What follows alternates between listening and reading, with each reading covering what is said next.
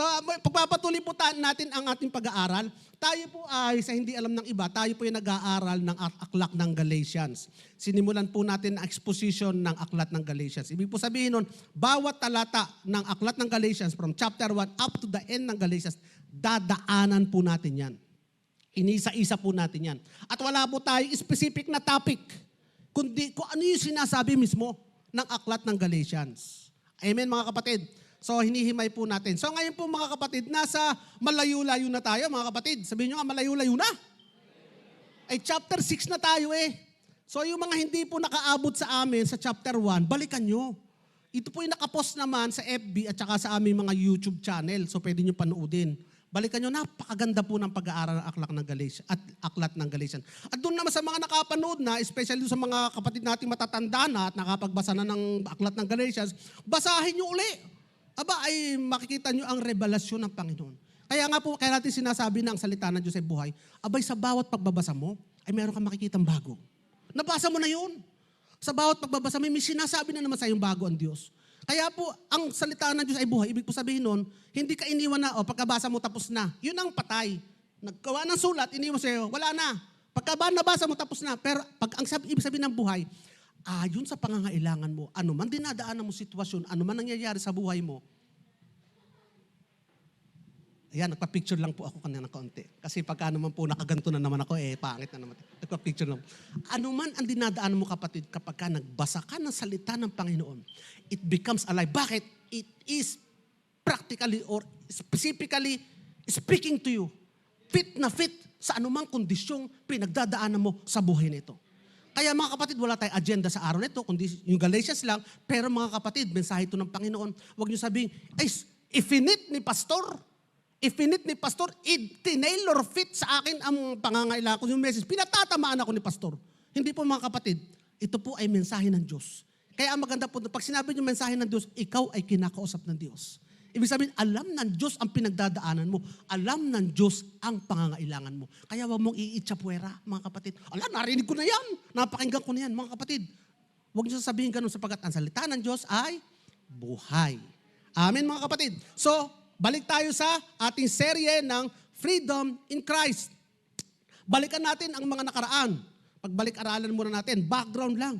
Yung mga believers, yung mga mananampalataya sa Galatia, ay talaga namang naligtas na sapagkat tumanggap sila ng mabuting balita ng kaligtasan, the gospel of grace. Tumanggap sila ng the true gospel. Tumanggap sila ng nag-iisang mabuting balita na binigay kay Pablo ng Panginoong Jesus.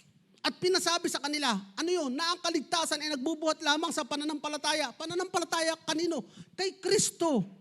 Na ang kaligtasan ay sa pamamagitan ng kamatayan ni Kristo para sa iyo. Hindi mo kayang bayadan ang kasalanan mo, hindi ka magiging katanggap-tanggap sa Diyos, subalit si Kristo na Diyos na naging tao ang pumalit sa pwesto mo. At siya ang namatay para sa iyo at nagbayad ng kasalanan mo upang ikaw ngayon na tumanggap sa Kanya, ikaw na mga magkakaroon ng buhay na walang hanggan. Namatay yung luma mong pagkatao at nabuhay ka ngayon sa bago kang nilalang. Nilalang na matuwid, kamukha ng Diyos sa katuwiran at kabanalan. Yun ka ngayon. Yun ang pinananampalatayanan nila. Walang gawa. Hindi kailangan sundin ko muna lahat ang mabubuting kautusan. Sundin ko muna ang law of Moses. Ako muna yung magseremonyas. Ako muna yung magtradisyon bago ako maging katanggap-tanggap sa Diyos. Nakakapagtaka nga. Meron ka nag-ini-invite. Punta ka naman sa church namin. Pagka ako'y ayos na ang aking buhay, tsaka ako aaten. No! Hindi ka na makaka-attend sapagkat ang mag-aayos ng buhay mo, hindi ikaw. Hindi mo kayang ayusin ang buhay mo, ang Panginoon ang mag-aayos ng buhay mo. Amen? Kaya pagdating mo dito, pumasok ka diyang makasalanan, paglabas mo banal na. Hindi dahil ikaw hindi na gumawa ng kasalanan. No, pinaltan ng Diyos ang pagkatao mo. Ikaw na dating marumi at makasalanan. Namatay yung marumi at kasalanan nung namatay si Kristo sa Jesus. Namatay si Kristo sa Jesus. Namatay si Kristo sa krus. Namatay yung marumi at makasalanan ikaw. At nung namatay siya, nung siya'y nabuhay namang uli, nabuhay din ang bago nilalang na nilikha na kawangis ng Diyos sa katuwiran at kabanalan. Kaya nung tinanggap mo siya, ay salamat Lord, hindi na pala si St. Peter, St. Paul, si St. John lang ang saint. Pati ako, saint din. Kasi santo ka na, kasi banal ka na, kasi holy ka na. Yun ang pinangaral ni Pablo. At dahil doon tinanggap nila ang mabuti ng kaligtasan, nasulat ang pangalan nila sa aklat ng buhay, binigyan sila ng Panginoon ng bagong espiritu at pinagkaloob ng Panginoon ang espiritu ng Diyos sa kanila. The Holy Spirit is with them. Yun ang pinangaral ni Pablo. At tinanggap ng mga taga-Galatians yun. Pero pagkatapos nilang matanggap ang mabuting balita, dumating itong mga yung mga Judaizers, yung mga saved na Kristiyano, pero mga Hudyo dati. At dahil sila Hudyo dati, hindi nila mabitawan yung katuruan ng Judaism. Gusto nilang isingit na mahalaga pa rin ang kautusan. Mahalaga pa rin ang kautusan ni Moses. Mahalaga pa rin ang 613 laws of Moses. Mahalaga ang 10 utos ng Diyos. Mahalaga yung 10 commandments na nakasulat sa bato. So nung sila dumating doon sa mga ligtas ng mga taga-Galatians, na ligtas sa pamamagitan ng pagtangkap kay Kristo, pananampalataya kay Kristo, yun. Sabi nila, hindi sapat yan. Kailangan pa rin kayong sumunod sa kautusan ni Moses. Kailangan kayong magpatuli. More specifically. So ito ngayon ang topic ng Book of the Galatians. Si Paul ay nagmamakaawa. Si Paul ay nagbibigay ng kaso. He's making a case, an argument, para ma-restore yung kanilang tamang pag-iisip doon sa pananampalataya nila, na sapat na ang ginawa ni Kristo para sa kanila. Yun ang purpose ni Pablo, na ang salvation comes only from your faith in Christ. Salvation comes only from faith in Christ. At tinanggap nila ang banal na Espiritu Santo not by works of the law, hindi dahil sila may mga ginawa, hindi dahil sila sumunod sa kautusan, hindi dahil sila nagpatuli ako ano paman, kundi it is their belief in Jesus Christ. It is a gift from God. Amen, mga kapatid. So, mga kapatid, sabi ng Galatians chapter 2 verse 15, sabi nga ni Pablo dito, we who are Jews, kami na mga Hudyo, kasi si Pablo, Hudyo siya eh. So hindi pa nakakaalam. Hudyo si Pablo. Hudyo si Pablo, hindi lang basta Hudyo, siya ay Hudyo ng pinaka-Hudyo ng lahat ng Hudyo. He knows all the law. He practiced the law. Siya ay nag-aral sa paanan ni Pastor Rodel. Nag-aral sa paanan ni Gamaliel ng kautusan. Siya yung pinakabanal ayon sa kautusan. Sabi nga dito, we who are Jew by birth. Kita nyo, hindi lamang sa pag-aaral, kundi by birth.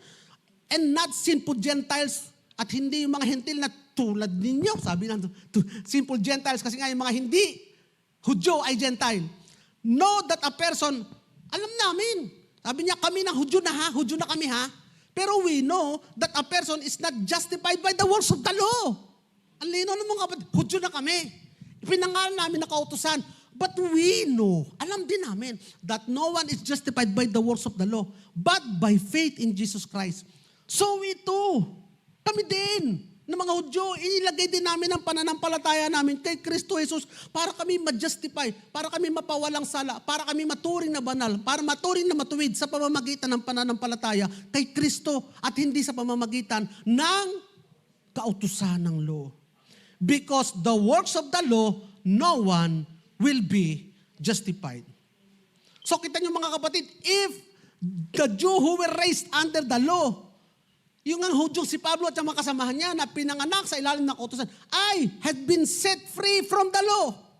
Ay bakit naman kayong mga hentil na hindi naman pinanganak sa kautusan, na wala namang kautusan at hindi naman kayo tinuruan ng kautusan, ay ngayon pinipilit niyong ilagay ang sarili niyo under sa bondage of the law. Pinipilit niyo ngayon pasanin ang mga kautusang hindi naman para sa inyo. Ang mga kapatid. At tingnan natin doon, no, law, hindi laws.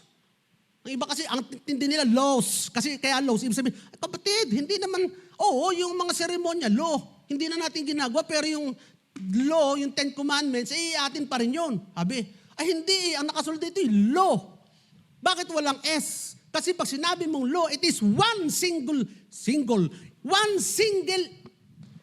entity. Hindi binabaha-bahagi. Pag sinabi mong kautusan, kautusan. Lahat yan, yung 613 law, including the 10 Commandments, is a part of the law. It is just a part. At pag sinabing the whole law, you are not justified by observing the law, the entire law. It includes the 10 Commandments. You are not justified by obeying the 10 Commandments. Amen, mga kapatid. Ay, ano nga na purpose nito ng law? The law does not make you holy. Hindi ka, sabi ng iba, kailangan ng 10 Commandments para tayo maging banal. Mga kapatid, the law will not make you holy. The 10 Commandments will not make you holy. It will not help you be holy. Bata pa ako, may 10 commandments na ako. Pero ako ba'y naging banal nung ako'y bata pa hanggang sa ako tumanda? Naging banal lang naman ako nung tinanggap ko si Jesus, pero nung bata pa ako, hindi ako naging banal. Bakit? Sapagkat nakikita ko kung gaano kadami ang aking binabiolate na kautusan ng Diyos. The law does not make one or help one to be holy. On the contrary, it makes one slave again to sin. Lalo kang nagiging bihag ng kasalanan. Lalo mo nakikita ang sarili mo na makasalanan. Amen mga kapatid. So, sabi ng Romans chapter 7 verse 5.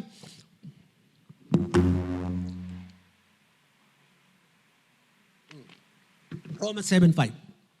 For when we were in the realm of the flesh, ibig sabihin nung hindi pa kami saved, kami lumalakad pa sa kamunduhan, the sinful passion aroused by the law. Sino nagpa-arouse ng kasalanan, gumawa lalo ng kasalanan? Ay yung kautusan, kasi sinabi ng kautusan, bawal gawin yan. At nung narinig mong bawal gawin yan, ay lalo mo namang gustong gawin. Sapagkat ang katawan mo nga ay under the slavery of sin and flesh. So, alam ni Lord ang problema natin. Alam ng Panginoon ang problema natin. So, gumawa siya ng solusyon. Hindi niya tayo ang pinag-imbento ng solusyon. Gumawa siya ng solusyon. Ano ang solusyon? Binigay niya si Kristo and He freed us from the law. Nung tayo naniwala kay Kristo, pinalaya tayo sa kautusan. Sabi ng Romans chapter 8 verse 2, for the law of the Spirit of life has set you free in Christ Jesus from the law of sin and death. Pinalaya tayo doon sa law of sin and death, which is yung 613 law, yung 10 commandments, law of sin and death. Bakit law of sin and death? Ay sinasabi doon, puro kasalanan mo eh. Puro kasalanan na naman ang sinasabi doon eh. At bakit death? Eh kasi pag hindi mo nagawa yun, ay kaparusahan ni kamatayan. Ay hindi lang naman isa ang dapat mong masunod.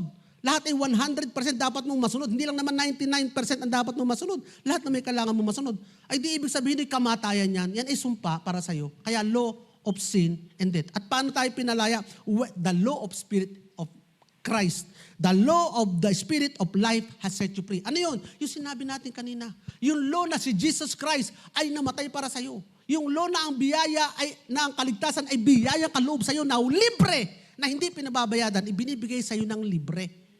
Kaligtasan mo, binibigay sa iyo ng libre. Bakit? Sapagkat binayadan na ni Jesus. Ganun lang naman kasimple. Sabihin nyo nga, ang kaligtasan sa akin ay libre. Kasi binayadan na ni Jesus. That is the law of life. So, kita nyo mga kapatid, hindi naman tayo law hater eh. Pag sinabi, yung mga nag-aaral, yung mga nasa church na yan, ay nagtuturo na itapon sa puwera at maging law hater. Wala nang kautusan. Wala nang batas. Yung mga yan, nabubuhay na ng walang batas. Hindi po mga kapatid. Inaalam lang natin kung saang law tayo nakapaloob. Hindi tayo under the law of Moses. Hindi tayo nakapailalim sa kautusan ni Moses. But if you are a true Christian, anong law ang meron ka? If you are a true Christian, what law do you have? The law of Christ. And what is the law of Christ? Love. As simple as that. Love, pag-ibig. Sabi nga ng John 14 verse 34, a new commandment I give you. Love one another as I have loved you. So you must love one another. Amen. Ang iksi, love one another. Believe in Christ and love one another. Ay pala, may gagawin pa rin pala. May law pa rin pala tayo nagagawin. Ay, paano yan? Ay ngayon, dapat maintindihan natin, ano ang difference ng law ni Moses doon sa law na yan, mga kapatid? The difference ng law ni Moses, yung law na ito, mga kapatid, ay law ni Moses na binigay sa atin, could not change our heart. Hindi mabago ang puso natin para tayo makasunod. Pero itong law ni Christ, noong tayo ay tinatawag tayong sumunod sa kanyang pag-ibig, binigay niya ang kanyang sarili. Binago niya ang ating puso. Binigay niya tayo ng kakayanang makasunod. Binigay niya tayo ng kapangyarihan. Binigay nagbubuhat mula sa ating puso ang will, ang kagustuhang sumunod, ang kagustuhang umibig. Nagbubuhat mula sa puso natin. Hindi tayo fino-force, kundi from our heart, nagbubukal ang pag-ibig at pagsunod sa Diyos. Amen. So mga kapatid, ganun po ibig sabihin nun. So kita nyo mga kapatid, hindi tayo law hater. Under the new law, ngayon tayo nasa bago ng utusan, the law of spirit and life. Ano yung law ito? Anong difference ito sa law of Moses? Ang law na ito, this law of spirit and life, this law gives life, not condemns. This law gives life, nabibigay buhay sa atin. Isipin mo, mga kapatid, sa lumang kautusan, pag sinabi gawin mo to, hindi mo nagawa, ay patay ka. Parusa, sumpa ang tatanggapin mo, pero dito mga kapatid, no condemnation. Bakit? Sapagkat ang premyo mo, naandun na. Ang victory mo, naandun na. Hindi mo pa nagagawa, naandun na ang victory, naandun na assurance. Bakit? Kasi may nag-accomplish na para sa'yo. You're already victorious. You remain to be victorious. Magawa mo man hindi, you're already victorious. Amen mga kapatid. Ano pa? This law, hindi ito ang law ng, this law gives empowerment, kalakasan. Ang law ni Moses gives burden. Ay puro kautusan hindi mo na nga magawa, ay di kay burden. Tama mga kapatid? Pag ikay binigyan ng kautusan, hindi mo kayang gawin. Ano yun? Burden yun. Pero dito, anong binibigay sa iyo? Kapangyarihan, kalakasang mapagtagumpayan. Hindi trabaho, kundi will at lakas. Hindi ito ang law ng performance. Ito yung law ng biyaya ng Diyos at awa sa atin ng Diyos. Ang law na ito ay law ng pag-ibig, hindi yung gagawin mo. Hindi yung na-accomplish mo, kundi ang law ng biyaya ng Diyos. Ano ga ibig sabihin ng biyaya? Hindi mo naman ginawa, ay binigyan ka. Hindi ka naman karapat, dapat ay binigyan ka. Hindi ka naman due, ay tumanggap ka. Yun ang law, this law of grace. Ano pa mga kapatid? Itong law ito hindi nagre-require ng work from us, kundi ang law ito ay accepting the finished work of Christ. Amen mga kapatid. Hindi nagre-require ng work from us, but just accepting the finished work of Christ. Hindi ito law nagpapakita ng kung gaano ka karumi. Itong bagong law na ito. Kundi ito ang law na nagpapakita kung gaano kabuti ang Diyos. Sa law of Moses ang ipapakita kung gaano ka karumi. Pero this law nagpapakita kung gaano ang ginawa sa iyo ng Diyos. Kung gaano kabuti ang Diyos. Ang focus ay sa Kanya, hindi sa iyong at sa iyong mga kasalanan. Tandaan mo natin, hindi tayo nakapokus doon sa kasalanan, kundi nakapokus tayo doon sa bayad na ibinigay para sa ating mga kasalanan. Amen mga kapatid, palakpakan natin ang Panginoon. Kaya nga, sa law ito, wala kang kailangang patunayan. Ano lang? Kailangang panampalatayanan mo lamang. Amen? Wala kang kailangang patunayan, panampalatayanan mo lamang. At the same time, mga kapatid, hindi ka pwedeng maging under the law, this new law, under the law of Christ, and at the same time, under the law of Moses. You cannot be under the law of Moses, and at the same time, you are guided by the Holy Spirit. Magkaiba ito. Kaya sabi ng Galatians chapter 5 verse 18, nasa Galatians pa tayo ha, palapit na tayo ng palapit sa Galatians 6. If you are led by the Spirit, you are not under the law. Tingnan nyo, kung ikaw ikay pinananahanan ng Espiritu ng Diyos at nagpapasakop ka sa Espiritu, under the law of Christ yan ang new law of Christ, ay you are not under the law. Wala ka na sa ilalim ng kautusan ni Moses. Amin mga kapatid. So, pero nga, tayo ay nasa flesh pa. Tayo ay nasa body pang ito, nasa katawang ito, nasa mundo pang ito. Ang pinapakita natin dito, mga kapatid, pag binasa natin ang Romans chapter 8 verse 9, tanong muna tayo sa Romans 8 verse 9. You, however, are not in the realm of the flesh, but you are in the realm of the Spirit. Sinasabi sa iyo, nabubuhay ka, minsan nagkakamali ka, nagkakasala ka, may masama kang pag-iisip. Pero kapatid, wala ka na sa realm of the Spirit, dati yan. Ngayon ikaw ay na under the realm of the Spirit. Pinauunawa sa iyo. Kailangan maunawaan mo na ako pala ay may kakayanang sumunod sa Espiritu ng Diyos. Ako pala ay may kakayanan na ngayon lumakad ayon sa gusto ng Diyos. Dati, mabuti ka, mabait ka, pero hindi mo magawang maging mabuti at maging mabait kasi nakabloob sa iyo yung kasalanan. Hindi mo magawa. Wala kang option. Wala kang choice kundi gumawa ng kasalanan. Pero ngayon, may choice ka na. May option ka na sumunod sa kalooban ng Diyos. Yan ang ibig sabihin ng Romans 8 verse 9. So now, we can decide to walk in the Spirit, not on the flesh. So, we are not under the law. If we are not under the law, what is our moral compass? Pinagkaralan natin, ano ngayon ang ating gabay? Kung wala na yung kautusan ni Moses, wala na yung law of Moses, ano nga ang gabay natin sa paglakad sa mundong ito? Kung hindi na yung law ang moral guide natin, ano ang guide natin? The Spirit. Ang guide natin ngayon ay Spirit. We are now, the guide is the Spirit. Since now we are not under the realm of the flesh, we are under the realm of the Spirit, tama lamang na we should walk in the Spirit. Kasi nasa Spirit na tayo, realm of the Spirit na tayo, nasa daigdig na tayo ng Espiritu, hindi na tayo lalakad sa daigdig ng mundo, kundi sa paglakad ayon sa Espiritu. Pinag-aralan po natin mga kapatid yan. Huwag kayong matutulala ha.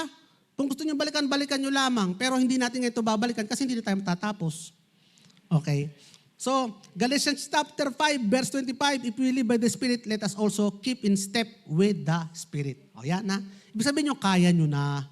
Hindi na maging mahirap para sa inyo. Paano kayo si Mr. Bean? Ibinato na lang. Kayang-kaya na. So, mga kapatid, sabi ng 1 Corinthians chapter 9, verse 21, basahin muna natin. To those not having the law, sabi ni Pablo, doon sa mga walang kautusan, yung mga Gentiles, yung mga taga-Galatians, I became like one of them, not having the law. Ako ay naging katulad nila na walang kautusan. Although sabi na, I am not free from God's law. Meron pa din God's law. But I am under Christ's law. Hindi law ni Moses, but under Christ's law. So as to win those not having the law. So, ibig sabihin dito, mga kapatid, tayo ngayon na tumanggap kay Kristo, a new law is written in our hearts.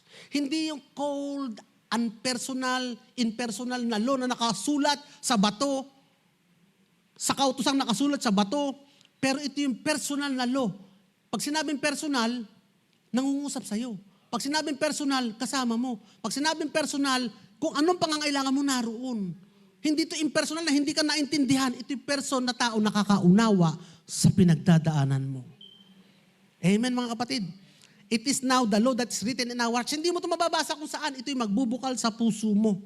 At hindi lamang kundi magbibigay sa iyo ng kakayanang sumunod ng kalakasan para sundin ang will ni Lord. Yan ang bagong pusong nilagay sa atin. Amen, mga kapatid. So what do we do now that we are no longer under the law of Moses? Malinaw na ba, mga kapatid? Wala na tayo sa ilalim ng kautusan ni Moses. Taas ang mga kamay. Ayun, nasa ilalim ng kautusan ni Moses. Taas ang kamay na nasa ilalim ng kautusan ni Moses. Wala na. Wala na tayo sa ilalim ng kautusan ni Moses. Nasa ilalim na tayo ng new law of Christ. Amen, mga kapatid. Kaya hintayin nyo munang matapos ang tanong ba magtaas sa kamay. So,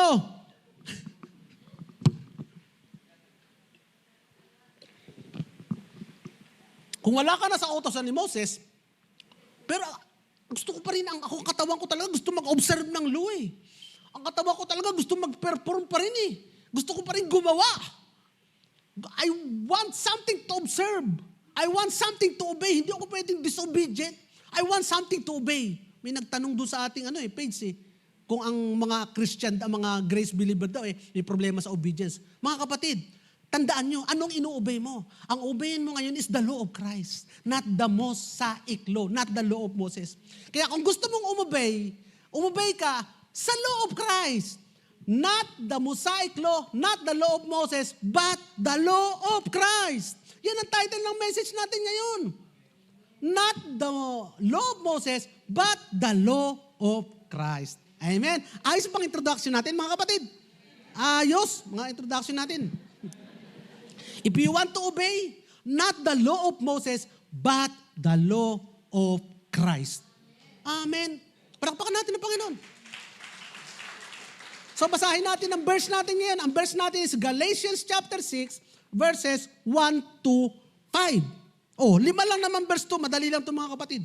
Sabi dito, brothers and sisters, if someone is caught in sin, you who live by the Spirit should restore that person gently.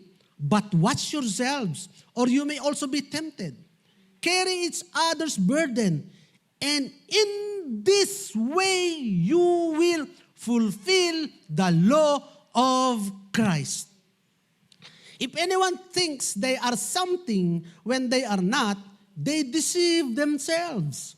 Each one should test their own actions. Then they can take pride in themselves alone without comparing themselves to someone else. For each one should carry their own load. Thank you, Lord. Ikaw magbigay sa amin ng karunungan at kaalaman at maintindihan namin at matanggap ang mensahe mong para sa amin. Sa pangalan ni Jesus, Amen. Okay, let's divide this mga kapatid. Yung una, law of Christ. Merong law sa pakikirelate natin panlabas. Hinatin natin ito sa dalawa. Law na pakikirelate sa labas at law pakikirelate sa ating sarili. So unahin natin yung law of Christ outwardly. Paano tayo makirelate sa labas?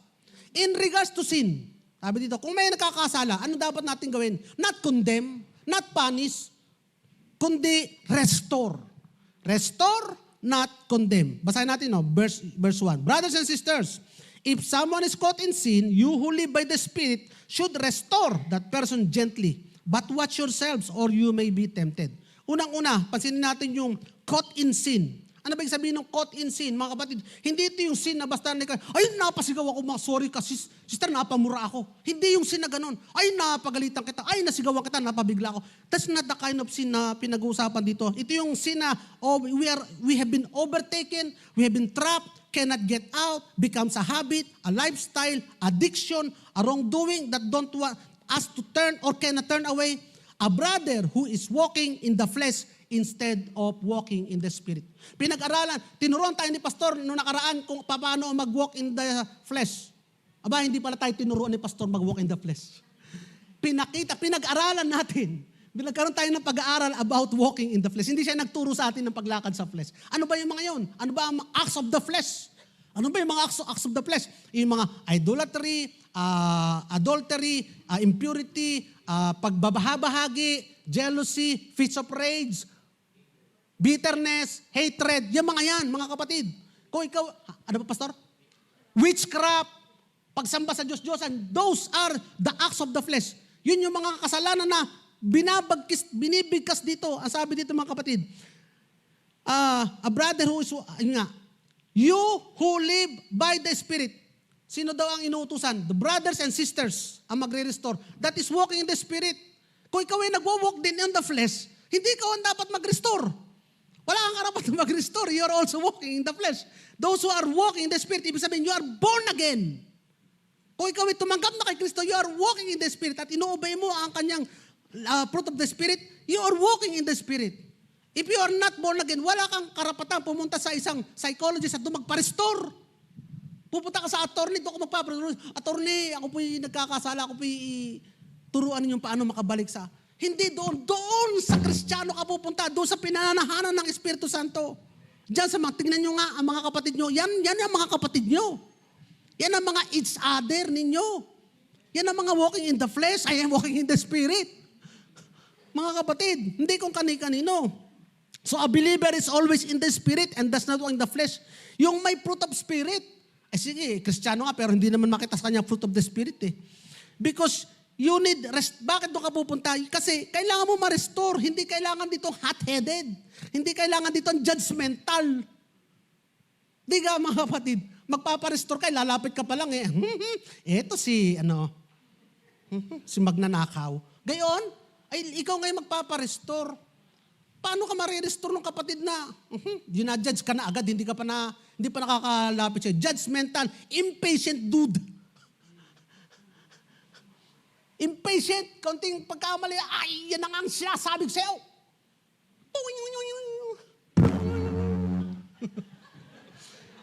Bakit na mangyari dito mga kapatid? Lalo kang lalayo eh. Hindi ka marirestore eh. Kaya nga, utos sa atin, restore gently. Nakasulat dyan mga kapatid, restore gently. Yung restore po, yung word na yun ay ginamit to fix what is broken. Kung ang shoulder mo dislocated, kailangan ma-restore back doon sa socket, placed back in its right socket. Mga kapatid, ang believer na lumalakad sa flesh, yun na nga yung acts of the flesh, is broken. Bakit siya broken? Kasi he is meant to walk in the Spirit.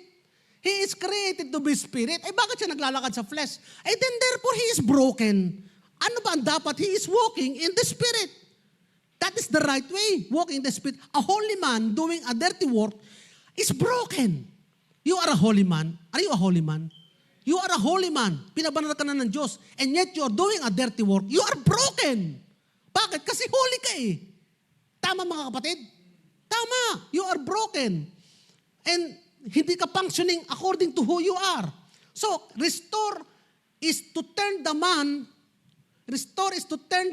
to walk in the right path when he is walking in the wrong path. Yan ang meaning ng restore, pagtatama. The spiritual man walking in the flesh will lead him to destruction rather than walking in the spirit which will lead him to the best of God in store for him. Bakit kailangan mo ma-restore, kapatid, ang isang Kristiyano na naglalakad sa mali? Bakit kailangan mo ma-restore? Kasi ang pupuntahan niya ay kapahamakan. Kita mo nga, dinadaanan niya yung maling daan. At ito ang daan papunta doon sa SM, ay papunta doon sa Sabangin ng Tabangaw. Dapat mo i-restore, hindi dyan ang daan, dito ang daan. Bakit mo ginagawa yun? Dahil sa pagmamahal mo sa Kanya. Dahil mahal mo siya. Ayaw mo siyang mapahamak. Hindi lamang basta, kaya ako naman ginagawa yan dahil wala, for some specific reason, may bakang agenda. No, the agenda is because of love. Kasi alam mo, mapapahamak siya. Kaya mo siya nire-restore. So, correcting a brother in the spirit of meekness, dapat may gentleness. Anong kailangan doon? Dapat may patient ka, may forgiving spirit ka, may fruit of the spirit ka, hindi with anger, hindi magre-restore na vengeance, paghihiganti, not with the desire of finding na, para mahanapan ko ang pagkakamali nito, para ma-broadcast sa public na siya pala maraming kamalian, kaya atin siyang puntahan. Para malaman ng tao na siya maraming mali. Ganun ba? Yung ba ang purpose mo? Desiring finding others in fault, and not, gusto mo ding para madisiplina ng church. Yun agad ang purpose mo para madisiplina ng church. Mga kapatid, hindi dapat with harsh and unforgiving spirit. Dapat love, gentleness, humility, patience, fruit of the Spirit nga and with readiness to forgive when wrong has been done. Ito po yung mga essential qualification na nagre-restore para ma-recover yung brothers na nagkakamali. Kaya nga, no one should attempt or rebuke, admonish another who cannot do it in the spirit of meekness. Kung hindi ka gentle, mga kapatid, hindi ka ang right na mag-restore. No one should be engaged in the work of restoration when who has not such a temper of mind and self-control. Wala ka man self-control Huwag mo na ikaw. At wala ka din dapat feeling of superiority. Sabihin, ako mas banal dito. I'm holier than you. Kaya ako magre-restore kayo. Ang tingin ko ngayon sa'yo, madumi ka. Ako malinis. Ang nagre-restore, hindi parusa agad. Dahil galit ka, parusa agad. Yun ang unang purpose mo. Parusahan yan. Mga kapatid, hindi parusa, pagtatama. Bakit? Dahil sa pag-ibig at ayaw mo mapahamak. Hindi dahil galit ka. Hindi dahil hagupit, palo. Parang ama yun Nahulog na ang bata, pinagupit pa. Nalaglag na sa hagdan, pinalo pa. Kaya nga, Pastor Del. Mga kapatid, makinig kayo. It's not even discipline. Restoration is not equal to discipline. Discipline will come after restoration if needed. Discipline is not punishment or not penance. Tignan natin ang example ni Christ sa Matthew chapter 18, verse 15 to 17. Sabi dito ni Kristo, if your brother sins, go and show him his fault in private. Saan daw? Sa private, hindi sa publiko. Sa linggong ito, ang kasakapatid natin na nagkasala ay si Tantaradandandan. Ang kasalanan niya ay Tantaradandandan. Dito pa sa publiko, hindi kapatid, it is set in private, mga kapatid. Bakit? Anong isabihin nun? Puntahan mo para hindi mapahiya. And if he listens, pakinggan niyo mga kapatid, if he listens to you, ano ba ibig sabihin ng listens? Na-acknowledge siya na mali siya. Tinanggap niya na mali siya, nga po, nagkamali po ako. Pati tulungan mo ako, patawarin ako, muli ako ng pag-restore sa iyo. At salamat sa Panginoon sa pagpapatawad mo. Nag-change siya naman, hindi ko na gagawin ng mga bagay na ito marumi at nakakahiya ang mga bagay na ito, mapapahama ko. Nag-change siya ng mind, yun ang repentance mga kapatid. Nagbagong isip mo na yung ginagawa mo mali, repentance yun, hindi yung repentance ay paghingi ng tawad sa bato-bato, hindi yun. Ang repentance ay pagbabago ng isip, metanoia, change of mind. Nagbago isip mo na marumi at hindi tama ang ginagawa mo, change ka ng mind. Ano ang resulta mga kapatid? Ano sabi ng Biblia?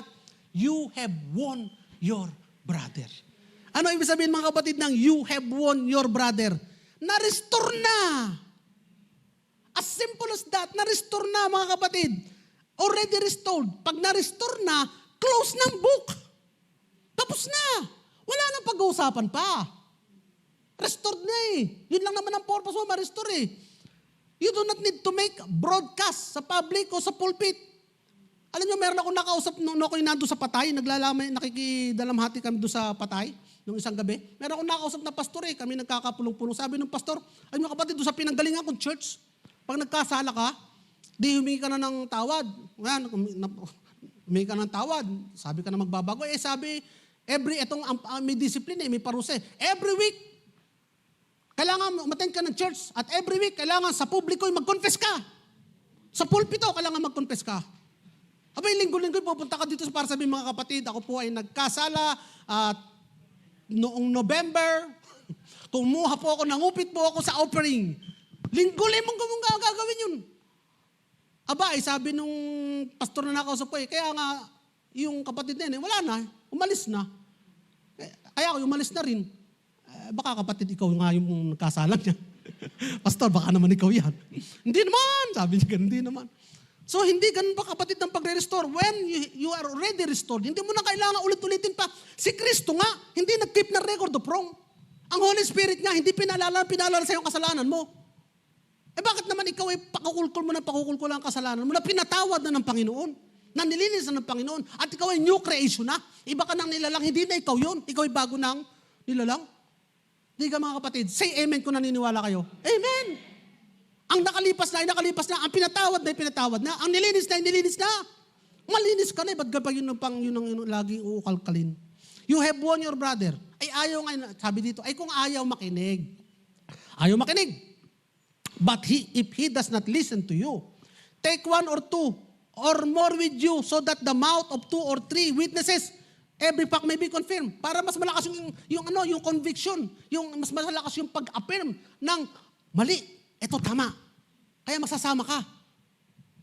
Tapos meron taga-pagpatibay sa'yo at meron ding makatutulong sa'yo. Brad, sabihin mo ganito. Brad, sabihin mo ganito. May makapagdikta-dikta sa'yo. Pero tuloy natin, if he refuses to listen, tell it to the church. Doon lamang naging public. Tell it to the church kung ayaw pa niyang maniwala. Only then it is made public. Kaya ito proseso, ang restoration ay proseso. Pag naging successful na yon, una, tapos na, close book. Pero kung ayaw pa rin, proseso pa din. Gently escalating. Hindi abrupt. Hindi yung nagkasala ngayon, bukas nakadito sa publiko at kinokondemn na natin, ipako siya. Hindi ganun mga kapatid. It is a process. And if he refuses to listen, ayaw talagang tumanggap Ayaw na talagang bitawan yun ayaw ko talagang, buha na, mga kasalanan ng acts of the flesh. Halimbawa, example.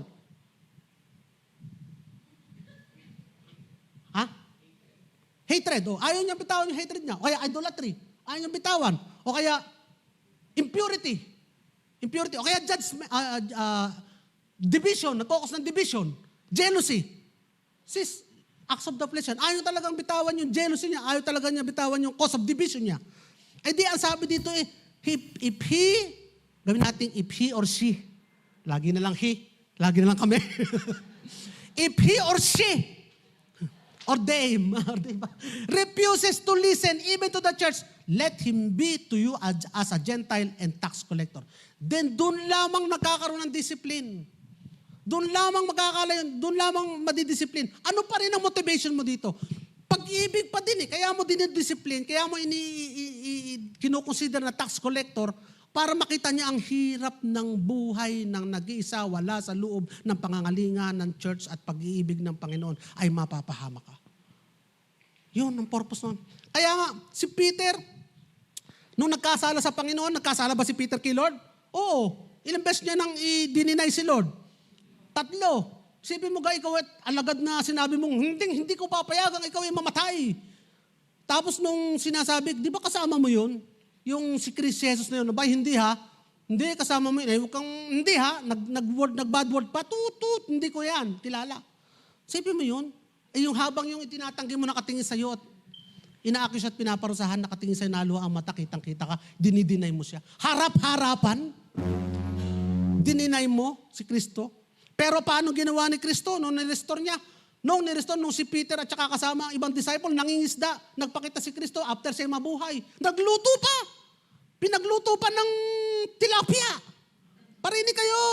At nang dumating na doon, nung sila'y kumakain na, umiiyak siyempre si Peter sa hiya. Siyempre, umiiyak si Peter. Pero si Kristo, wala siyang binabangkit ko sa, Peter ha, kita ko yung pagdidinay mo, idinay mo ako. Walang ganun si Jesus. Anong ginawa niya? Peter, kain ka. Nung kumakain, sarap. Sarap. Mahal mo ba ako? Yun ang tanong eh. Affirmation of love. Mahal mo ba ako? I love you, Lord. Then, feed my sheep. 3 beses, walang kahit na sinabi tungkol sa kasalanan ni Pedro. Ang sinabi niya, in-affirm niya, yung muli yung pagmamahal ni Pedro sa kanya. Restored. Na-restored ba? Na-restore kasi in-affirm niya, Lord, I love you. That is restoration, mga kapatid. Yung muli mo sabihin, Lord, I love you. Yung sinabi mong, I don't know you. Pero yung sabihin mong, Lord, I love you. That is the ultimate restoration. Amen, mga kapatid. Hindi na naghukay-hukay. Ang iba sa atin ang ugali, hukay-hukay. Meron namang ukay-ukay sa bayan. Hukay-hukay pa. Ha? Huwag na tayong hukay-hukay ng pagkakamali na matagal na nakabaon. Tayo ngayon ay new creation. Si Magdalena, makasalanan, hostess, prostitute, ay siya yung unang-unang naging, evangelist ni Kristo. Siya yung unang-unang nagsabi sa mga alagad na nabuhay si Kristo mula sa mga patay. Ay siya galing sa prostitute. Nahukay ba? Nakita ba ng mga disciples? Ay, prostitute yan, huwag paniwalaan yan. Prostitute. Hindi eh. Kasi ginamit na ni Kristo eh. Binago na ni Kristo eh. Na-change na eh. Kaya huwag na tayong maghuhukay. So, tingnan natin yung discipline. Lalo na po yung punishment ay hindi dapat ma-resort until the other methods are tried in vain. Ako ba'y nag-iimbento na dito ng katuruan? Hindi. Sinusunod ko lang yung sinabi sa Biblia. Kung na-restore na, ano bang kailangan mong i-discipline? Do you restore those who are already fixed? Fixed na, i-restore mo pa? Hindi na. Does God punish someone who has repented of their sin? Nagbago na? Meron ka na ba nabasa sa Biblia na yung isang nagbago na tao, tumanggap na ng kanyang kasalanan, pinarusahan pa ulit ng Diyos? Wala, mga kapatid. Yung nag-turn na from the wrongdoing, ano nangyari? Anong ginagawa ng Holy Spirit? You affirm to them of their forgiveness. Anong ginagawa ng Holy Spirit? You affirm to them of their forgiveness. Ina-affirm ng Espiritu ang kanilang kapatawaran, tinanggap sa Diyos. Hindi yung kanilang kasalanan. The Holy Spirit affirm them of their forgiveness. Sino yung nag-accuse sa brethren at sinasabi, ikaw ay makasalanan nung araw. Adik ka, puser ka nung araw. Hindi ka pwede pastor. Nagtula ka. Sino yun? Si Satanas yun. Accuser of the brethren. Yung tapos na, yung wala na, yung pinatawad na, inilalabas mo pa. Inaakis mo pa. Hindi ka dapat na nako, ikaw ay nung araw. Kung humawa ka ng pera, Hindi ka mga kapatid. Amen po ba mga kapatid? Kaya ingatan po natin ang mga sarili natin. Kaya po, when even yung under the discipline, tinanggap na ang discipline. Kasi nga ayaw mag-repent. No? Nakita natin kanina. Ayaw. Under discipline. Ay nung sila nagbago in-stop ang discipline Meron akong verse na papakita sa inyo. Sa 1 Corinthians chapter 5 verse 5. Sabi dito, yung kasing Corinthians, merong mga kapatiran doon na merong kasalanan, adultery, nakikiapid sa asawa ng kanyang ama na hindi ginagawa ng mga hentil. Pero doon sa church nila, sa Corintio, ay merong ganun kasalanan. Save yun ha. Tandaan nyo kapatid. Anong sabi ko? Sa loob ng church, may save. Pero gumagawa ng kasalanan. Save yun. Sabi dito ni Pablo, hand this man over to Satan. O ibigay nyo na kay Satanas for the destruction of the flesh. Siguro, ibig sabihin ng destruction of the flesh, magkaroon ng sakit, magkaroon ng kung ano-anong affliction, or maybe death, affliction of the flesh, so that His Spirit may be saved on the day of the Lord. Saved na ba? Hindi pa. Saved na. Saved na itong taong ito. Pero ibigay mo kay Satanas para siya ay ma-discipline. Ano ang motivation? Love. Motivation is love. Pagdating sa 2 Corinthians chapter 2, verse 6 to 8, ito ulit, the same guy, pinag-uusapan dito, ang sabi ni Pablo, the punishment inflicted on him by the majority is sufficient. Tama na, sapat na. Now, instead, you ought to forgive and comfort him, so that he will not be overwhelmed by excessive sorrow. I urge you, therefore, affirm your love for him. Kita niyo mga kapatid, yung taong to na under discipline, nung nawaan na niya ang kasalanan niya, na-restored back, in-stop ang discipline, taken off ang discipline. At anong ginawa? In-affirm muli ang pag-ibig ng Diyos sa kanya. In-affirm muli ang pagpapatawad ng kapatiran sa kanya. In-affirm muli ang pag-ibig ninyo sa bawat isa. Tignan nyo nga mga kapatid nyo. Yan yung mga kapatid nyo eh. Tignan nyo nga. Kaya nyo bang i-affirm muli ang pag-ibig nyo sa kanila? Kaya nyo i-affirm muli ang pagpapatawad ng Diyos sa kanila. Ito ang pakiusap ni Pablo. I urge you, brother and sister, forgive each other. Affirm your love for them. Affirm the forgiveness of God for them. Amen mga kapatid. Kasi nga, closed book na yon. Hindi na tayo fault or sin finder. Hindi na tayo searching. We have already been forgiven. There is no more record of sin. God does not keep a record of sin. Kapatid, nagkasala ka kahapon, pinatawad ka na ng Panginoon. Ikaw na tumanggap kay Kristo, nagkasala ka kahapon, hindi ka pa humingi tawad ngayon, pinatawad ka na ng Panginoon. Wala na yung record of sin mo kahapon. Burado na yun. Bakit? Wala na kasing record book of sin. Ay bakit naman ikaw ang nagre-record ng sin? Ng iba. Yung kapatid mo, record ko sin mo. Record ko sin mo. Hindi naman sa'yo nagkasala, pero may record ka ng sin. Ikaw ang nagre-record ng sin. Bakit nga kapatid yun? Kasi na 2 Corinthians chapter 5 verse 16, we no longer judge according to the flesh. Hindi na tayo nag-judge ang tao according to the flesh. Ano ba ibig sabihin na according to the flesh? Hindi na tayo tumitingin, tinatawaran, hinuhusgahan ng tao according sa kanilang panlabas na kaanyuan at sa kanilang mga nagawa. Bakit? Kasi we are new creation. We now judge according to the Spirit. Isa lang nakikita natin, black and white. Ano yung black? Hindi ka pa saved. Ano yung white? You are already saved in Christ. Amen? Amen mga kapatid? Amen. What? Praise God. So, ito pa sunod. What's that you are not tempted? Oh my gosh! Nasa ano pa lang ako, verse 2 pa lang. What's that you are not tempted? Don't say, I can, ito mga kapatid, pag magko-correct ka, what's that you are never tempted? Huwag sasabihin, ay, hindi naman maaari mangyari sa akin yung kasalanan na yun. Hindi naman ako ganun. Hindi ako mahuhulog sa ganung kasalanan, mga kapatid. Tayo nahuhulog. Iba't iba nga lang kasalanan. Pero lahat yan, kasalanan pa rin. Huwag sasabihin, I cannot be tempted. Remembering how easy it is for us to make mistakes.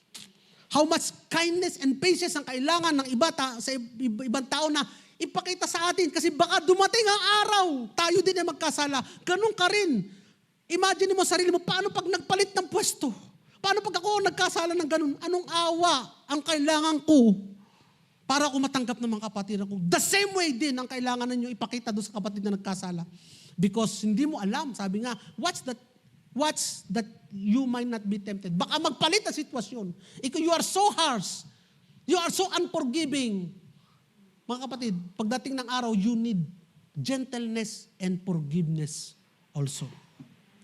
No one is exempted from the temptation. That's why we need to guard each other. To guard and be reminded by one another. We are not independent from one another. We are interdependent from one another. Kaya nga sabi ng Hebrews chapter 10 verse 25, do not give up meeting, encouraging one another. Mga kapatid, kaya tayo nakikita-kita, kaya tayo may cell, kaya tayo may gathering, kaya tayo may pagkangamustahan mga kapatid, because we are a guard for each other. We are a rail for each other. We are a handle for each one another, mga kapatid. Tayo bantayan, mga kapatid. Hindi tayo tulakan. Ayun, malapit sa bangin, tutulak.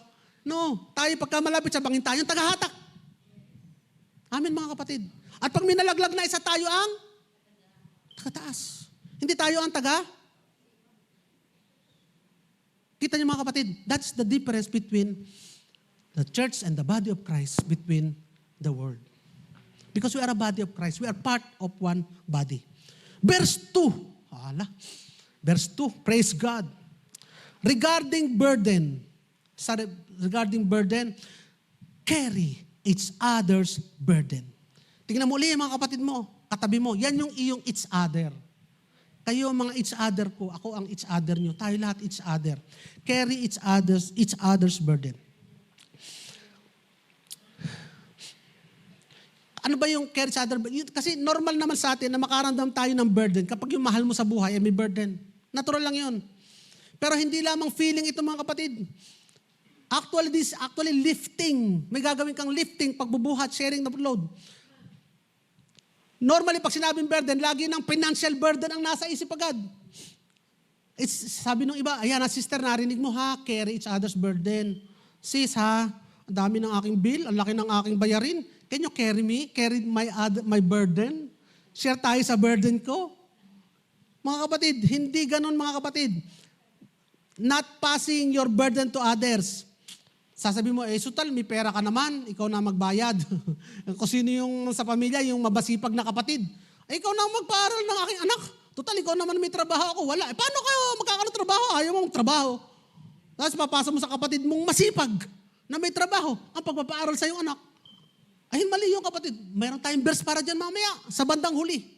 Huwag lang kayong uuwi, antabayanan nyo. Dadating tayo diyan. Wala mo nang uuwi. Kaya nga mga kapatid, dapat daw, hindi lamang ito financial burden, ito yung samahan mo sa pagdadalamhati, ito yung ipanalangin, ito yung maging katulong ka sa pag-process ng solusyon. Maging katulong ka sa paggawa ng solusyon sa burden na pinagdadaan ng kapatid mo. At dapat walang mafo-force, walang maku-coerce, walang mape-pressure, walang mape-persuade to share burden. Sa'yo nakatoka 50%. Tinutukahan mo yung kapatid mo ng burden. Tinutukahan mo ng obligasyon. Hindi ganun kapatid. Hindi ka magtotoka ng dapat, ikaw ay yung kapatid mo na mag-share ng burden sa'yo, ikaw bilang Kristiyano, you should be motivated or guided by the Holy Spirit out of your own will. Kung ano nilagay sa'yo ng Panginoon or desire from the goodness of one's heart. Kaya nga dapat ikaw is walking in spirit, maging sensitive ka sa spirit, out of your heart. Kung ano nilagay sa'yo ni Lord na portion. Because we are led by one spirit. If we are led by one spirit, kung kailangan ng sister mo ng share ng burden niya, the Spirit will tell it to her. And motivate her. At ang Spirit ang magpapakilos upang tulungan ka. You do not need to say anything. You do not need natukahan siya, mga kapatid. Kaya nga dito sa pagbibigay, hindi tayo nagtuturo ng 10%. Hindi tayo nagtutoka ng 10%. Dito ang toka natin, 50%. Joke lang ha mga kapatid. Dito ang Holy Spirit ang mangusap sa iyo. Kung anong nilalagay ng Holy Spirit sa puso mo, kung anong gusto mo ibigay, sapagkat ang gusto ni Lord ay cheerful giver. Ang gusto ni Lord ay malugod na nagbibigay ito ng katanggap-tanggap sa Kanya. Amen. Ayaw mo, pupunta na naman sa church. Yung akin na naman, hinati na naman ang aking... Kaya, hindi kapatid, kung ano ang nilagay sa iyo ng Panginoon. Kaya nga sabi ng 2 Corinthians chapter 9 verse 7, walang pressure dito kapatid. Walang pressure. 2 Corinthians chapter 9 verse 7, give as he has decided in his heart, not reluctantly or under compulsion, but God loves a cheerful giver. Amen mga kapatid. Kung ano ang, if we are living by one Spirit, if you are sensitive to the Spirit, you will sense the need of your brothers and sisters. At hindi na kailangan tukahan ka. You will share what the Spirit motivates you to do. Whatever it is. Kung ano man nilagay ng Espiritu ng Diyos sa inyo. Alam niyo kapatid, we do good to others para not because that God will give or repay us. We don't become generous so that God will be generous to us. Hindi kapatid, hindi ka nagiging generous para maging generous si Lord sa iyo. No, the truth is, God is already generous to us. Generous na ang Diyos sa atin. Regardless whether we are generous or not, God is generous to us. We are not expecting to be paid. Pero by experience, kapatid, by experience, when you help others, when you give to others, when you bless others, you receive blessing. Akala ko ba, hindi ka naghahat ng bayad? No, hindi talaga ito, hindi yung motivation. Pero subukan yung kapatid. When you give freely, when you share the burden of others, makikita mo lang, magugulat ka. Yung isinyer mo, yung itinulong mo, pagdating mo sa bahay, mas higit ang tinanggap mo. Hallelujah. Ako lang ba naka-experience nun? Palakpak naman yung naka-experience din nun.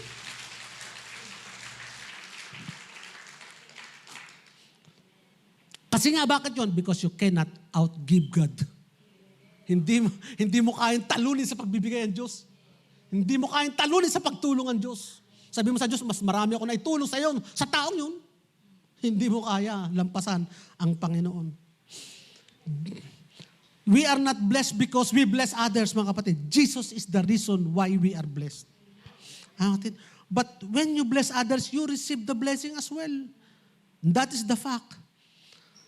Our work is not in vain. We will stand before the judgment seat of God for all our action. Sabi ng 2 Corinthians chapter 5 verse 10, for we must all appear. Sino yun? All. Before the judgment seat of God. Pero yung sinasabi ditong all, lahat lamang ng believer. Lahat lamang ng saved. Hindi na makararating dito sa judgment seat of God, yung hindi saved. Doon lang sila sa great white throne. Yung saved or not saved. Pag saved ka, pupunta ka sa harap ni Kristo, the bema seat of Christ. We must all appear before the judgment seat of Christ so that each of us may be received what is due to us for the things done with the body, whether good or bad. Nung ginawa mo nasa lupa ka pa, bibigyan ka ng premyo, ng reward. Hindi ka na makukondemn because there is no condemnation sa iyo. Saved ka na, mga kapatid. This is for the saved only. We receive reward in heaven. Ang ganda nito, mga kapatid. Naku, nung ako'y nasa lupa, ang dami kong ginawang mabuti. Pero wala akong na-receive na reward. Pero nung nasa langit, mga kapatid, matuwa ka sapagkat doon pagdating mo sa langit, you will receive the reward according to what you have done. Saan mo gagamitin ngayon ang reward na ito? Sa langit ka binigyan ng reward. Saan mo gagamitin ang reward na yan? Panlupa ba yan? Hindi, panlangit yan. Ang reward sa lupa, panglupa. Pero ang reward sa kalangitan, pangkalangitan. At saan ka ba mananahan? Sa lupa o sa langit? Sa langit. So mas masaya. Kung ang reward mo lang ay panlupa, ay pag namatay ka, edi wala na, hindi mo na madadala. Pero ang reward na pangkalangitan, pagdating mo sa langit, doon mo yan pakikinabangan. Hindi ko alam kung anong reward na ito. Hindi ko alam. Kaya nga, we will all be surprised because no eye has seen, no ear has heard what God has told for those who obey Him. Amen, mga kapatid. So, anong maganda? Everlasting reward. Kaya nga, ito, balikan natin yung verse na yan. Doon sa ating Galatians chapter 6 verse 2. Hindi po sinabi doon ng Bible na share the burden of all people. Ang kinakausap doon ay mga Kristiyano. Ang kinakausap doon mga believer. Ang sinabi doon, share the burden of each other. Hindi sinabing all the people. Kasi hindi po wise kung you will share the burden of all the people. On the first place, what is common with believers and unbelievers? Wala. What is common with light and darkness? Wala, mga kapatid.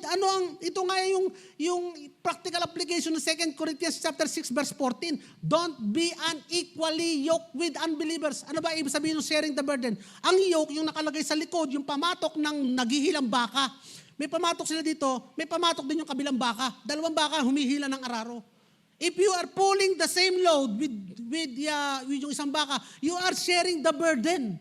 Pinupul mo yung load. Pero hindi sinabi dito, share the burden of all the people. Hindi ka pwedeng magdala ng pasanin nung hindi naman mananampalataya na kaya naman naparusahan ay dahil din sa kagagawa niya. Tapos sa'yo hihingi ng pampiyansa para makalabas? At para gumawa uli ng kalukuhan? You are not to share the burden with that. Although, mga kapatid, pwede itong gamitin ng Panginoon to bring them to the Lord. And could be a noble act, especially to the unsaved loved ones. Only if you are motivated and moved by the Holy Spirit.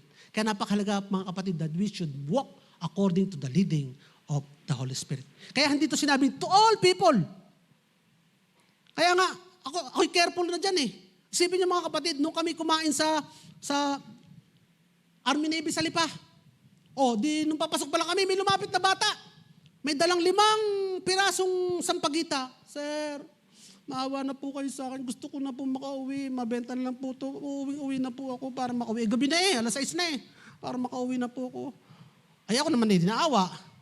Magkano ba yan? 20 po isa. 5 pirasong bulaklak ng sampagita.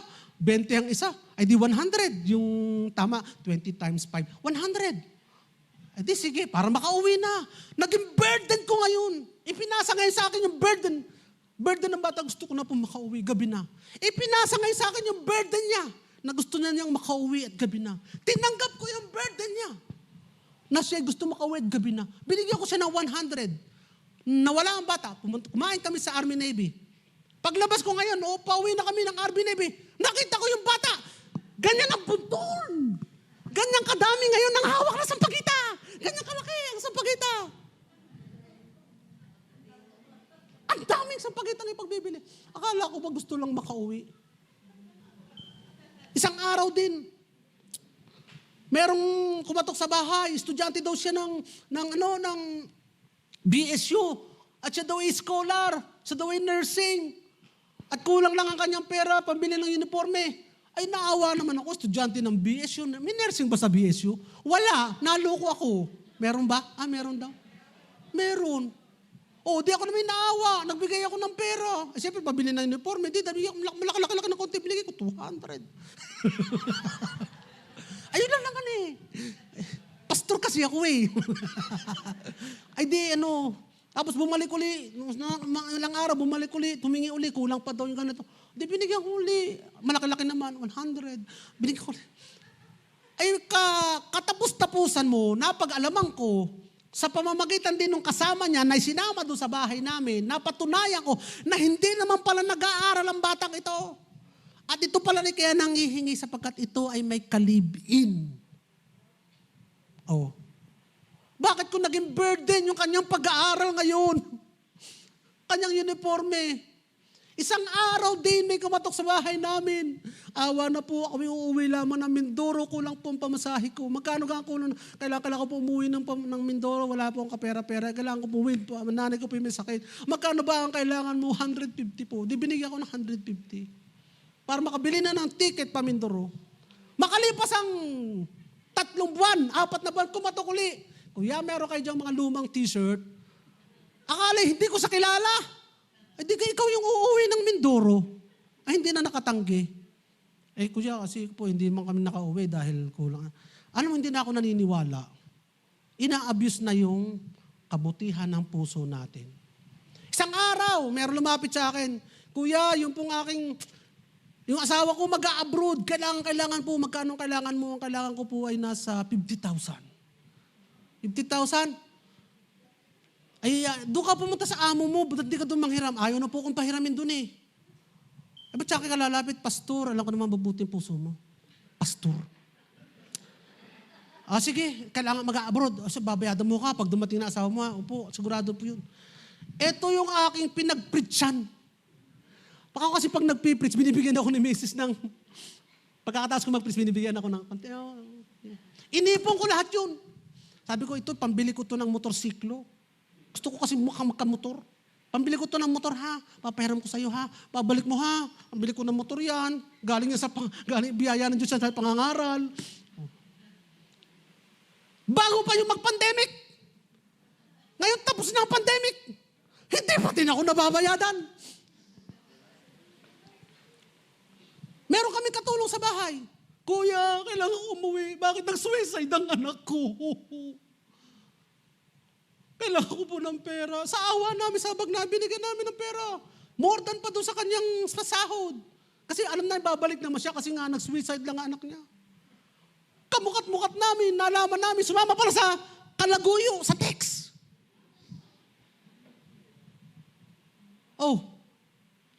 Tapos merong, alam nyo, ang dami. Meron pang isa, kamag-anakan pa. Ako po'y delikado na. Ako'y ang dami ng galit sa opisina na palusubo ako sa ganto-ganto. Kuya, salba mo ako. Pinag-pray pa namin yung pera. Hindi naman pala. Talaga naman palang ganun ang ginagawa. Meron pa din kami sa kamag-anak pa. Tapos yung pinag-retirean pa ng biyanan ko, ang ginamit, tapos yung biyanan ko naman nakausap sa akin, James, tulungan naman natin.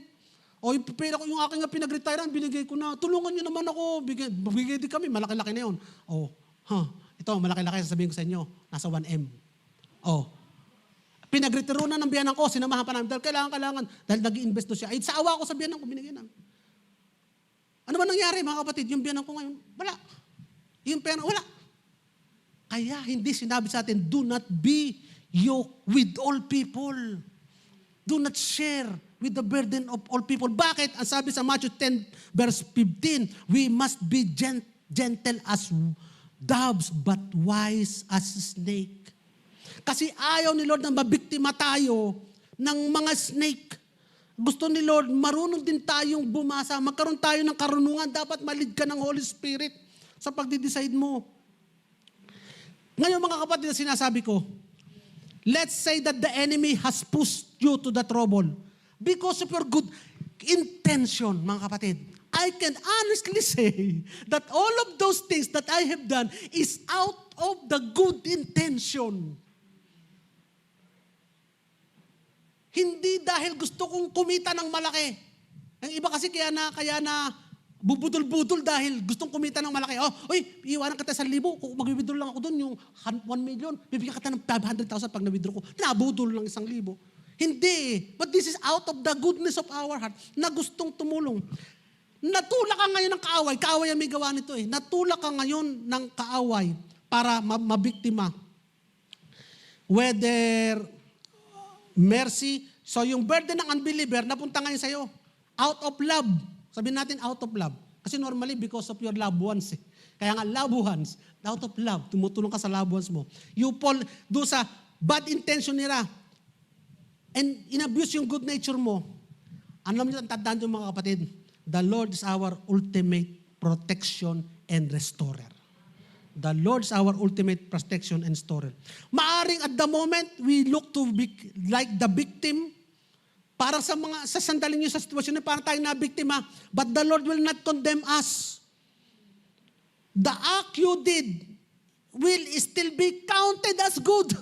Tandaan niyo mga kapatid, the act you did will still be counted as good. Although there is a very thin line, malabo na ang linya between konsente at pagtulong. Very thin. Napakaliis na. Konsente between gentle heart and uto-uto. Napakanipis nun. Kaya nga kailangan mo ng Holy Spirit to guide you. Kailangan mo ng Holy Spirit. The Spirit will give you the spirit of discernment. Amen. Kaya nga sabi ng Biblia, if no bad deed will go unnoticed, kung wala kang ginawang masama na hindi makikita ng Diyos, wala ka din ginawang mabuti na hindi kita ng Diyos. Amen. Palakpakan natin ng Panginoon. Kaya nga ang Romans 8:28 sabi dito, and we know that in all things, ano yung all things na yan? Good or bad? Good or bad? Good or bad? Good and bad. We know that in all things, God works for the good. For the good. For the good. For the good of those who love Him, who have been called according to His purpose. Tayo mga kapatid yun. You love Him. Kaya ikaw ay nagpakita ng generous love. You are called for His purpose, kaya tumubay ka. God will turn things around for your good. Amen mga kapatid. Palakpakan natin ang Panginoon. At ganun man, ikaw ngayon ay umiiyak. Dahil ikaw ay nabudol. Umiiyak ka. Nagmumul ka dahil ikaw ay nabudol. Ang sabi ng pangako ng Panginoon sa Matthew chapter 5 verse 4, blessed are those who mourn, for they will be comforted. Amen? Kaya nga, yung verse na ito, ini-encourage tayo maging discerning, maging cautious kung paano mag-interact sa mga unbeliever. While also maintaining yung innocence and integrity. It advises us to be astute like a serpent, understanding the nature of the world. Kilala natin ang mundo eh. And the potential danger. Pero tayo ay gentle, pero tayo harmless like a dove in its demeanor. Ano ba yung sabihin ng astute? Yung ikaw ay may wisdom, may keenness, may practical intelligence, at most especially, walking in the spirit of discernment. Kaya ito naman ang word of advice. Ito yung nanggaling sa Biblia din.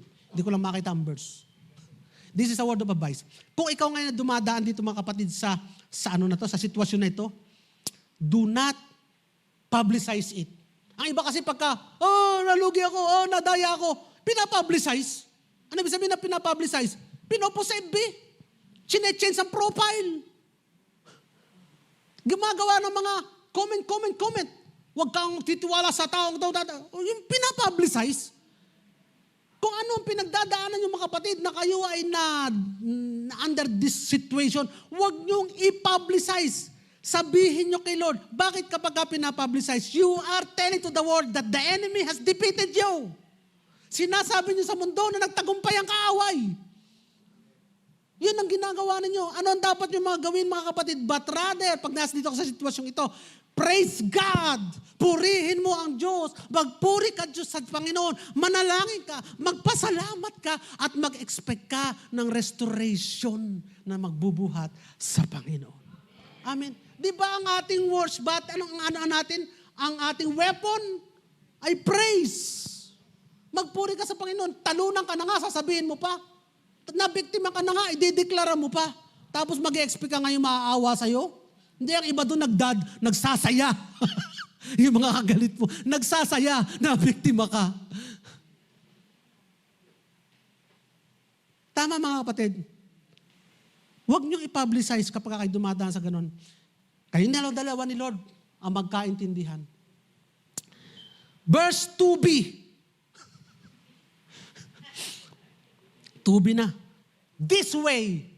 Sabi natin, this way. Nasaan na ba yung verse 2b? Yan. This way. Ano ibig sabihin ng this way? Yung nirestore mo yung kapatid mo na nagkakasala sa pamamagitan ng pag-ibig. Restoration in love. Ano ba yung this way? You share the burden because of love. You restore yung nagkakamali because of love. You share yung burden, pasarin ng isa because of love. You will fulfill the law of Christ. Amen? Amen, simple lang kapatid. Walang seremonyas, walang tradisyon, walang komosyon. Saan na ba napagagaling yung pag-ibig niya? Di ba sa Panginoon din? Now, what is the law of Christ? It is love. Love is not condemning. It is restoring. And love is not burdensome. It is sharing the burden. Amen mga kapatid. So we are now under the law of Christ, not the Mosaic law. So if you still want to perform, ano i-perform mo? John 14:34a, a new command I give you, love one another as I have loved you. And so you must love one another. Ngayon mga kapatid, pag sinabing fulfill, si Lord lang naman talaga makakapag-fulfill ng kanyang law. Pero mga kapatid, if you are, ang sinasabi dito, though you are not perfect, you are abiding in the Holy Spirit. You are abiding, you are obeying in the Holy Spirit. Kapatid, kung gusto mo mag-obey, obey that. Amen mga kapatid. So, hindi mo to ginagawa para marigtas. You're already saved. Ikaw man ay makagawa o hindi, you're already saved. You are not going to be condemned. You obey the leading of the Spirit, which is love. And love comes from the fruit of the Holy Spirit. And in love, there is no law. You are not condemned if you do. You are not condemned if you don't. Mga kapatid, you are not moved. If you are not moved, ang tanong naman, paano kung hindi ako umibig? If you are not moved to love, ask yourself, am I really saved? Yun naman tanong. Hindi ako, wala man lang akong pity, wala man lang akong awa, hindi man lang akong nakahabag. Tanong yung sarili niyo, ako ba talaga ligtas? Yun naman ang tanong doon. But because you are ligtas, you will bear that fruit in your heart. Amen mga kapatid. So, part number 2B, the law inwardly. Law of Christ inwardly. Patungkol naman sa sarili natin.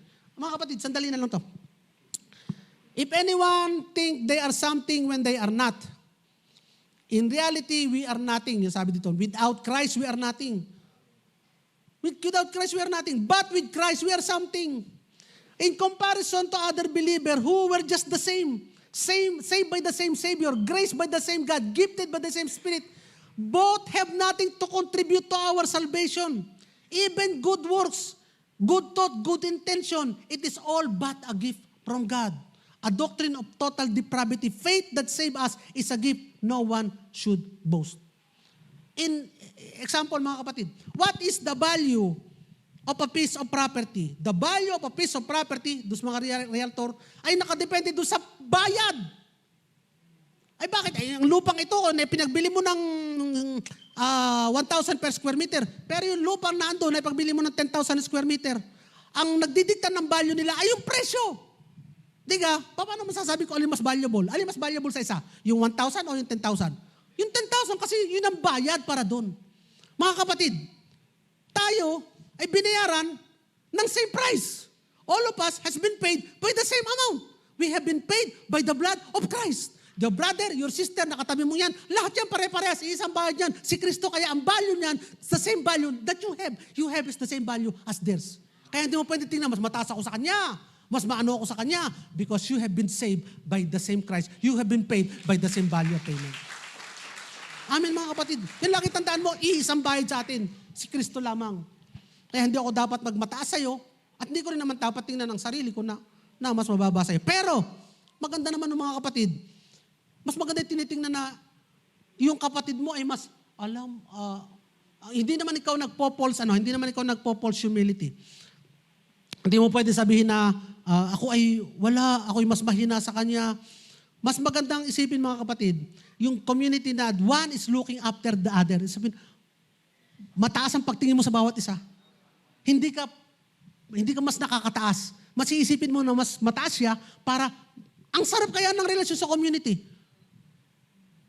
Ang sarap kaya ng relasyon na namomopo kahit ka-age mo. Nasubo ko na yun. Namomopo sa'yo. Because, bakit namomopo? Dahil matanda ka? Hindi. Because respect. Because respect. If we respect one another, bakit ka nagre-respect? Because you think highly of them. You think highly of them. Kahit sila anong trabaho, kahit ano, you think highly of them. Di ba? Amen, mga kapatid. Test, ito na, verse 4. Sabi sa inyo, mabilis lang eh. Test its own action. Galatians verse 4. Test its own. Judge your action according to the Spirit, not in comparison with others. Sabi ng 1 Corinthians chapter 2 verse 15, the spiritual man judges all things, but he himself is not subject to anyone's judgment. Kaya ibig sabihin dito mga kapatid, judge your work according to the standard of God and not by comparison with others. And by that, it is not the law of Moses, but the law of Spirit. Judge yourself based on the motivation of the Spirit. And you are willing to obey. You are obedient and submissive to it, to its leading. Or you are still walking the place. In short, mga kapatid, ganito. Look upon yourself. Diba, kami nag-uusap minsan ni na Kuya Edgar. Minsan kami, nafe-feel namin na kami ay unsuccessful. Bakit? Kami ay naiiwan sa bahay, nagwawalis na lang ng harap ng bahay. Pero yung mga counterpart namin, nasa opisina, malalaking pwesto, maganda mga trabaho, nasa abroad, pag-uwi, paggawa malaking bahay. Pero kami ni Kuya Edgar, pag gising sa umaga, nagwawalis ng harap ng bahay. We feel parang we feel unsuccessful. We feel na parang kami ay baliwala. Alam mo mga kapatid, tingnan nyo yung value nyo. May value kayo, may purpose kayo. Itong tanongin sa sarili nyo, am I living according to God's purpose? Whether I'm working professional in a big company, or simply a man, katulad nga namin na habang nagpaplansya ka ng pantalon ng asawa mo, inaalis mo yung kulubot. If you are doing the best, excellent job, kung saan ka nilagay, you have value, mga kapatid. May value ka. Meron taong iiyak pag namatay ka. May value ka, kapatid. Kapag kayo binigay sa'yo ni Lord ay ginagawa mo with excellence, you have value. At tawag dito, are you doing excellent work in service or in ministry? Kayo lang makakasagot nun eh. Kaya nga test your own self, test your own work. Kayo lang makakasagot. Yung bang ginagawa ko I'm putting the best. The problem is that, katulad nga namin, we are unsuccessful. Ang mahalaga naman is that what have we done with what God has given us? Kung ikaw ay ama, o ikaw ay nagluluto, o ikaw ay isang driver, one day we will stand before the judgment seat of God to account of what we have done while we are here in the body. Not to be judged for eternal damnation because we're already saved, destined for heaven, but to give an account of what we have done while we are here on earth. Kasi lahat naman ng gawa natin, itetest ng fire, susunugin yan. So kung yung gawa mo, ikaw ngayon ay taong bahay, tagaluto ng pagkain ng asawa mo, tagalinis ng bahay, tagalaba. Gawin mo ito with excellence, with pride. Not tide, pride ang gamitin mo. And because ikaw din na magbibigay ng account sa harap ng Diyos pagdating na araw, ano ang ginawa mo sa sabon na binigay ko sa iyo? Isinabog mo ba o inilagay mo sa washing machine? Ganun pare-pares lang tayo. It doesn't matter kung nasa malaking kumpanya ka. It doesn't matter kung nasa malaking negosyo ka. It doesn't matter kung nagtitinda ka ng fishball. It doesn't matter kung nasa bahay ka nag-aalaga ng bata. You are to give an account of your load of the things that God has given for you. Amen. Huwag niyo naman sabihin, mas masipag ako, mas patient ako. Huwag ka magko-compare. You are unique individual. Jesus died for each one of us. Huwag kayong babaksak sa false humility na mas magaling siya, mas mabait siya. Ano yung mangyayari doon pag gano'n? Magkakaroon ka ng discontent, magkakaroon ka ng jealousy, magkakaroon ka ng self-worth or low self-esteem. Huwag gano'n mga kapatid. Basta tingnan nyo lagi, isang bayad si Kristo, pare-pares tayo. Amen. And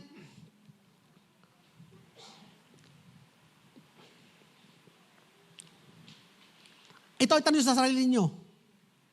What did you do? Ay, hindi pala tanong sa sarili niyo. Ito tanong ko sa inyo pala. What did you do with what God has given you? Yan. Ha? Nasa kang area ngayon? Nasa dental ka, meron kang profession sa dentistry. Anong ginawa mo doon? Anong ginawa mo bilang estudyante? Anong ginawa mo bilang nanay? Anong ginawa mo bilang pulis? Anong ginawa mo bilang solo-solo sa buhay? Anong ginawa mo bilang kapitbahay? Anong ginawa mo bilang mayaman? Anong ginawa mo bilang tagapaglingkod ng iglesia? Sabi nga sa 1 Corinthians chapter 15 verse 58, therefore, my dear brothers and sisters, stand firm, let nothing move you. Always give yourselves fully to the work of the Lord, because you know that your labor in the Lord is not in vain. Mga kapatid, ito ibig sabihin nito. If you believe that what you are doing, whatever it is the work of the Lord, give it your full 100%. Ayan o. Give your full 100%. Kung ano man ginagawa mo, if you feel, this is for the Lord. Ay, hindi man ako nagpipreach. Paano magiging for the Lord? Ako na may naghahanap buhay. That is for the Lord. Kasi nilagay ka ni Lord doon na maghanap buhay para masustain mo yung asawa mo na nagpipreach, na walang hanap buhay. That is the work of the Lord. Di ba mga kapatid? Kung if you're doing with excellence. Ako na may estudyante, hindi naman ako nakakapag-serve sa church. Paano ba magiging work of the Lord? Work of the Lord yan. Husayin mo pag-estudyante mo para makatrabaho ka, makatulong ka sa magulang mo. Pagdating ng araw, makakapagbigay ka sa magulang mo. At yung magulang mo na umati ng church, makakapagbigay din sa church. Whatever you are doing, if you believe that is the work of the Lord, do it 100%. Kasi inilagay ka ng Lord dyan. Amen po mga kapatid. And last verse, hallelujah. Each one has to carry its own load. O, yan naman ha. Kung yung isang kanina ay patungkol doon sa brother na nakakakita ng kapatid niya na may burden, share each other burden. Pero ito naman ay patungkol doon sa kapatid na merong load naman. At ang sabi ng salita ng Diyos, pasanin mo ang load mo. Huwag mong ipasa. Yan ang sinasabi, carry its own load. Huwag kang maging freeloader. Ay pag may lakad ay lagi na lang libre eh. Makikisabay ako doon para walang bayad. Pupunta ako doon para walang bayad. Sa iyo ako sasabay para libre. Freeloader ang tawag doon. At ang sharp warning doon nga ay do not be a burden naman. Sabi doon sa isang verse kanina, sa 6th chapter, verse 2, share each other burden. Sabi naman din sa atin, huwag kang maging pabigat. Huwag ka naman maging burden sa iba. Amin mga kapatid. Wala magka-amin eh. Huwag ka naman pabigat. Huwag ka naman burden sa iba. Share each other load. Don't pass your load to others. Hindi po labing yun. Yung ipinapasa mong load sa iba, hindi labing yun. Anak, ang kapatid mo namang isa ay walang trabaho. Ikaw na muna magbayad ng kanyang mga gastusin. Ay palibasa ikaw ay masipag. Ikaw na. Kawawa lagi masipag sa bahay eh. Ikaw naman na anak masipag. Ikaw na magligpit. Ay paano yung kapatid mo tamad? Ay naglalaro. Ikaw na nga masipag, ikaw ba nagbe-burden? Share sa other burden kung hindi niya kaya. The Holy Spirit will lead you. Pero binigyan ka ng Lord ng responsibility, ng obligasyon. Bitbitin mo yan. Kapatid, wala akong pan-load eh. Bakit ka kasi tatawag? Di wag ka mag-load. Ganun kasimple yan mga kapatid. Bayad mo, karga mo, bayad mo. Load mo, bayad mo. Unli man yan o unli text, bayad mo yan. Ikaw gagamit eh. Kung wala ka pang bayad, di wag ka mag-load. Wag mong ipasa ang load mo sa iba. Wag kang pabigat. Kung ikaw ay nabibigatan, ipag-pray mo. Hayaan mo si Lord ang bumitbit ng kabigatan mo. Maaaring ipasa ni Lord sa iba at patulungin sa'yo na bitbitin ang karga mo. Pero mas magandang ipasa mo na lang kay Lord sapagkat siya ang tunay na tagabitbit ng ating kabigatan. Huwag mong ipasa sa iba, lalo na sa mga mahal mo sa buhay. Sila ang pinagpapasan mo ng kabigatan mo. Yung utang mo, huwag iba ang pagbayadin mo. Dahil ba meron siyang pambayad, ikaw na muna magbayad ng utang ko sa tindahan. Dahil ba siya may pambayad? Hindi kapatid. You are to give an account of what you have done with your load. Meron dito, uutang. Oy, pautang naman ako ng 500, pajikas mo na lang ha. Utang mo ako ng 5,000, pajikas mo. Uutang ka na nga, ipajikas ko pa. As in, wala ka man lang guts na lumapit at pumunta sa akin at sabihin ang reason. Uutang ka lang, magpapajikas ka pa. Ako pa ngayon na mabeburden, magpakarga doon sa Gcash ko. Gagamitin ko yung Gcash wallet ko para ipautang sa'yo. Di ka? Mga kapatid, that is not loving. Hindi pagmamahal yun. If we are doing that, we are not fulfilling the law of Christ. Because the law of Christ is love. Love, kapatid, pag-ibig. Ask this, did you carry your own load? Did you carry your own load? In this way, we are fulfilling the law of Christ. Again, mga kapatid, no condemnation. Hindi ko kayo kinokondemn. Hindi ako nagpapatama. Wala itong patama. Ito ay ayon sa salita ng Diyos. We summarize all of this by this one verse. Summarize natin by this one verse. Sabi ng Galatians 5:6, the only thing that count is faith. Sabihin nyo nga, the only thing that count is faith. Nothing else matter but faith. But faith is expressing itself through love. So sabihin mo, I have faith, express itself through love. At ang sagot doon, you were running a good race. Amen. Our takeaway, you want to obey the law? Obey, therefore, the law of Christ rather than the law of Moses. Amen mga kapatid. May natutunan ba tayo mga kapatid? Hallelujah. Purihin ang Panginoon. Lord, kami pinagpupuri sa iyo. Nagpapasalamat sa dakilang araw na ito sa biyaya mo sa amin. Salamat po Panginoon. You have given so much para sa amin po Panginoon. You have bought us with a great price. You have elevated our value. May value kami ngayon because of your payment sa amin po Panginoon.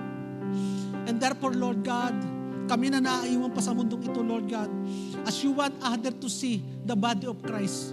Gusto mo makita po, Panginoon, what differentiates the body of Christ from the world is that we love one another.